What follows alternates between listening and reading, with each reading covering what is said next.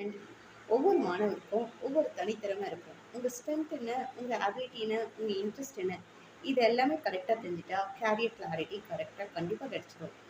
உங்கள் ஃப்ரெண்டு செய்கிற கோர்ஸு நீங்களும் போய் ஜாயின் பண்ணிவிட்டு அதில் உங்களுக்கு இன்ட்ரெஸ்டே இல்லாமல் ஜாயின் பண்ணால், உங்கள் ஸ்ட்ரென்த் என்னன்னே தெரியாமல், உங்கள் மோட்டிவேஷன் இல்லாமல் அதில் ஜாயின் பண்ணால் சக்ஸஸ் ஆகிறது கஷ்டம். ஃபர்ஸ்ட் உங்கள் ஸ்ட்ரென்த் என்ன, எதில் உங்களுக்கு இன்ட்ரெஸ்ட் இருக்குது, உங்கள் டீச்சரும் பேரண்ட்ஸும் நீ இதில் பெஸ்ட், இந்த கோர்ஸ் இந்த சப்ஜெக்ட் நல்லா படிக்கிற, நீ நல்லா இதில் இம்ப்ரூவ் ஆகிற அப்படின்னு சொல்லுவாங்க. அதெல்லாம் நோட் பண்ணுங்கள். உங்கள் ஸ்ட்ரென்த் என்னன்னு நோட் பண்ணுங்கள். அப்போ உங்களுக்கு ஒரு கேரியர் கிளாரிட்டி கிடைச்சிடும். எந்த சப்ஜெக்ட் உங்களுக்கு ஈஸியாக புரியுது, எது செய்கிறப்போ உங்களுக்கு டைம் போகிறதே தெரியாமல், ஒரு மேக்ஸ் போடுறோம் டைம் போகிறதே தெரியல, அப்போ அதுக்குள்ளே இவ்வளோ நேரம் ஆயிடுச்சா, நான் இவ்வளோ நேரம் அந்த பாடி இதிலே எழுதிட்டு இருந்தேனா அப்படின்னு நம்ம நினைக்கல.